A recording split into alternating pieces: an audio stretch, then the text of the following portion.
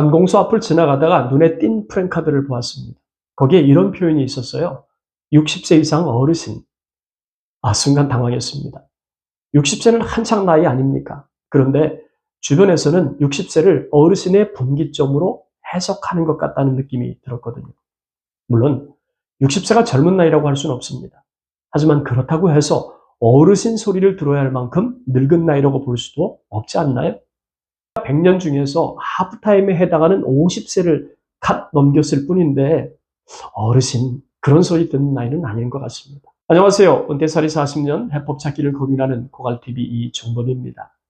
인간의 노화는 필연적으로 맞이하는 수순이죠. 생명이 있는 것들은 절대 피할 수 없는 숙명이라고 해도 틀린 말은 아닙니다. 인간을 사회적 동물이라고 말합니다. 그렇다면 우리 인간에게는 사회적 노화도 발생하지 않겠습니까? 현대사회는 일하지 않고 살 수 있을 만큼 모든 준비가 갖추어진 사회는 아닙니다. 그 중에서도 돈은 절대적으로 필요하죠. 돈은 그에 상응하는 대가를 지불해야 얻을 수 있는데 그 수단이 바로 우리가 하는 일입니다. 가장 일반적인 방법으로는 회사원으로 입사를 해서 급여를 받거나 크고 작은 사업체를 만들고 소득을 발생시키는 게 일반적이죠. 그렇다면 앞서 언급했던 사회적 노화는 언제부터 느낄 수 있을까요? 저는 조기 퇴직이나 명예퇴직이 가시권에 들어오는 순간이라고 생각을 합니다. 그리고 이어서 다가오는 것이 바로 정년이죠. 하지만 정년에 해당하는 60세는 1차 정년에 불과합니다. 또 다른 곳에서 돈 버는 일을 계속해서 해야 하는 게 대한민국의 현실이니까요. 그것이 바로 제2의 정년이라고 할 수 있는 73세까지입니다. 그렇게 제2의 정년을 마친 그 다음에 접하는 것이 바로 은퇴죠. 그렇다면 은퇴보다는 정년이, 정년보다는 조기 퇴직이나 명예퇴직이 훨씬 더 젊은 이미지를 가진 셈입니다. 은퇴는 뒤로 물러나서 숨든다는 뜻을 가지고 있죠. 일손을 완전히 내려놓고 남은 여생을 편하게 쉬면서 지낸다는 의미를 가지고 있지만 우리 한국에서는 조금 다른 것 같습니다. 퇴직이나 정년 그리고 은퇴를 동일하게 인식하는 경향이 있으니까요. 어찌되었든 은퇴라는 말의 그 이면에는 끝났다 이런 뜻을 내포하고 있는 것 같습니다. 유엔에서 발표한 자료에 따르면 대한민국은 73세까지 약 13년간 더 일하는 것으로 발표가 됐어요. 그렇다면 한국에서 60세는 1차 은퇴에 해당하고 73세까지 2차 은퇴 기간이라고 할 수 있지 않겠습니까? 어니스트 해밍웨이 잘 아시죠? 그분이 했던 말 중에 이런 말이 있습니다. 은퇴는 사전에 올라있는 가장 추악한 단어다. 모르긴 해도 해밍웨이는 은퇴라는 말을 경멸했던 게 아닐까 생각이 좀 됩니다. 궁극적으로는 은퇴하지 말라는 뜻 아니겠습니까? 그렇다면 은퇴라는 단어를 나의 인생 사전에서 지워야 하는데 어떻게 하면 지워버릴 수 있을까요? 은퇴를 인생 사전에서 지워버렸던 시니어들의 특별한 자세 3가지가 있습니다. 그 첫 번째가 경험의 유통기한이 매우 짧다는 사실을 인정하고 대비했습니다. 제발 자기 스스로 나이든 티 좀 내지 않았으면 좋겠어요. 자기 스스로 늙었다는 사실을 마치 인생의 계급장처럼 말하는 분들이 있습니다. 그분들이 하는 말 중에 많이 하는 표현이 이런 거예요. 당신 몇 살이야? 이 말은 내가 당신보다 나이가 많은 사람이란 말을 대변하고 있죠. 그러니까 나한테 공손하라고 윽박 지르는 표현이 당신 몇 살이야? 이런 말로 표출이 되는 게 아닐까 생각이 되긴 합니다. 나이는 계급장이 아니라는 사실을 부정할 사람이 있을까요? 과거는 모르겠습니다. 하지만 현대사회는 나이가 정답으로 인정되는 사회는 아닌 것 같습니다. 그렇다면 경험도 마찬가지 아닐까요? 오래 살았으니까 그만큼 오랜 경험이 녹아 있는 것이고 결국은 그 경험이 정답이라고 강제하는 순간 쌍방간에 충돌이 발생하고 맙니다. 그럼에도 불구하고 자신의 경험이 틀린 답이 될 수 있다는 사실을 인정하지 않고 고집하는 분들이 적지 않아요. 혹시 이런 말 들어보셨죠? 조류가 바뀌면 어종이 바뀌고 어종이 바뀌면 어선을 바꿔야 한다. 세상이 바뀌면 살아가는 방식도 바꿔야 합니다. 제 말에 동의하신다면 세상 돌아가는 방식을 파악하는 건 기본이겠죠.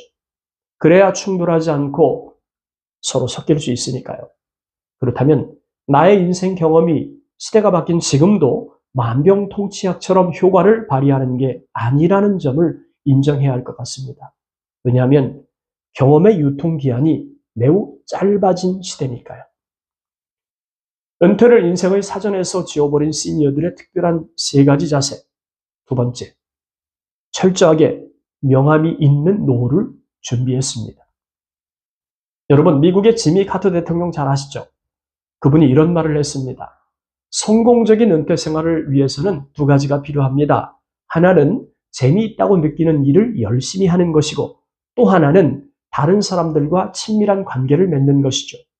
그러면 깜빡이는 TV 화면 앞에만 앉아있는 식물인간 같은 존재는 되지 않아요. 카터 대통령이 말씀하신 성공적 은퇴 생활은 2가지를 전제하는 것 같습니다.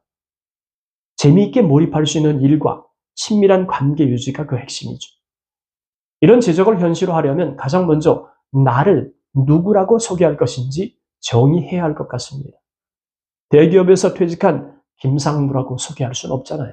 이미 지나간 것으로 현재의 나를 설명하는 건 과거의 영광에 나 자신을 묻어버리는 방법입니다. 과거의 위험이 현재의 나를 대신하는 게 아니니까요. 하지만 제 주변에는 과거의 경험이 아니라 현재의 나를 당당하게 표현하는 분들이 적지 않습니다. 그 중에 한 분을 소개하겠습니다.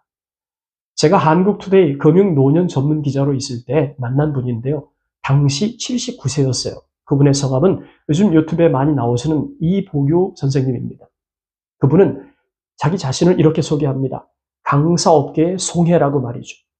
그리고 덧붙이기를 자신의 힘의 근원은 꿈이라고 말합니다. 더 이상 꿈꾸지 않는 것을 두려워해야 한다라는 말씀을 강조하시죠.